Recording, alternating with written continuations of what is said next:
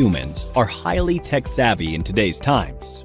With the extensive use of the internet and modern technologies, there is a massive challenge in protecting all our digital data, such as net banking information, account credentials, and medical reports, to name a few.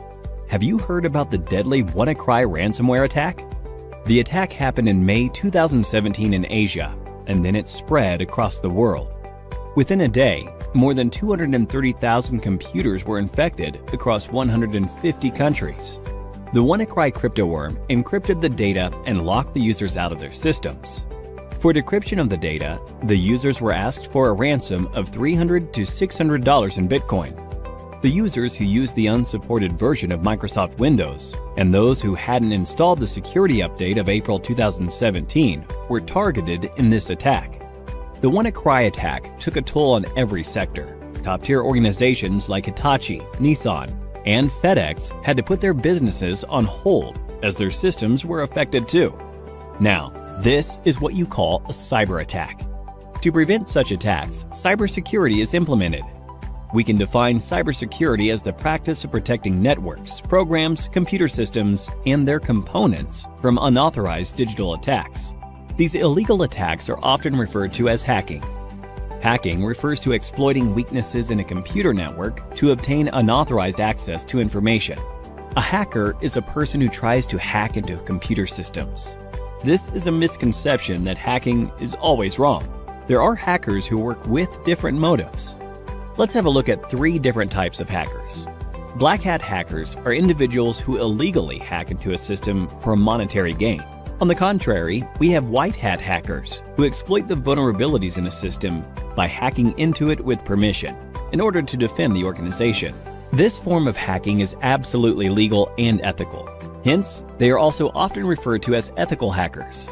In addition to these hackers, we also have the gray hat hackers. As the name suggests, the color gray is a blend of both white and black. These hackers discover vulnerabilities in a system and report it to the system's owner, which is a good act. But they do this without seeking the owner's approval. Sometimes gray hat hackers also ask for money in return for the spotted vulnerabilities. Now that you have seen the different types of hackers, let's understand more about the hacking that is legal and valid, ethical hacking, through an interesting story. Dan runs a trading company. He does online training with the money his customers invest. Everything was going well, and Dan's business was booming, until a hacker decided to hack the company's servers. The hacker stole the credentials of various trading accounts. He asked for a lump sum ransom in exchange for the stolen credentials.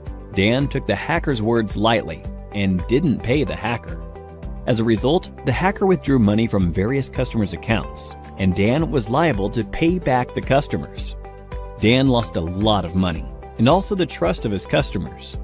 After this incident, Dan gave a lot of thought as to what could have gone wrong with the security infrastructure in his company. He wished there was someone from his company who could have run a test attack to see how vulnerable his systems were before the hacker penetrated into the network. This was when he realized he needed an employee who thinks like a hacker and identifies the vulnerabilities in his network before an outsider does. To do this job, he hired an ethical hacker, John. John was a skilled professional who worked precisely like a hacker. In no time, he spotted several vulnerabilities in Dan's organization and closed all the loopholes. Hiring an ethical hacker helped Dan protect his customers from further attacks in the future. This, in turn, increased the company's productivity and guarded the company's reputation. So, now you know hacking is not always bad. John, in this scenario, exposed the vulnerabilities in the existing network, and such hacking is known as ethical hacking. Ethical hacking is distributed into 6 different phases. Let us look at these phases step by step with respect to how John, our ethical hacker, will act.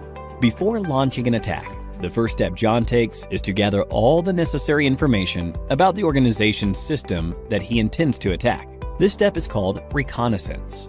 He uses tools like Nmap and hping for this purpose. John then tries to spot the vulnerabilities, if any, in the target system using tools like Nmap and Nexpose. This is the scanning phase. Now that he has located the vulnerabilities, he then tries to exploit them. This step is known as gaining access. After John makes his way through the organization's networks, he tries to maintain his access for future attacks by installing backdoors in the target system. The Metasploit tool helps him with this. This phase is called maintaining access. John is a brilliant hacker.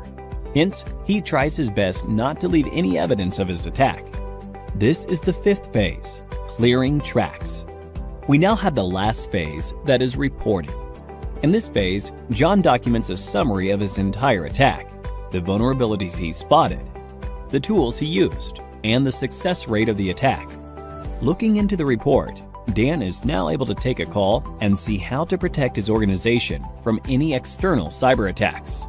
Don't you all think John is an asset to any organization?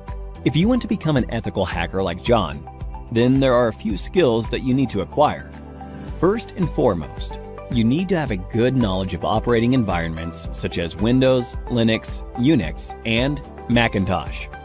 You must have reasonably good knowledge of programming languages such as HTML, PHP, Python, SQL, and JavaScript. Networking is the base of ethical hacking, hence, you should be good at it. Ethical hackers should be well aware of security laws so that they don't misuse their skills. Finally, you must have a global certification on ethical hacking to successfully bag a position of an ethical hacker like John. Few examples of ethical hacking certification are Certified Ethical Hacker Certification, CEH, CompTIA Pentest Plus, and Licensed Penetration Tester Certification, to name a few.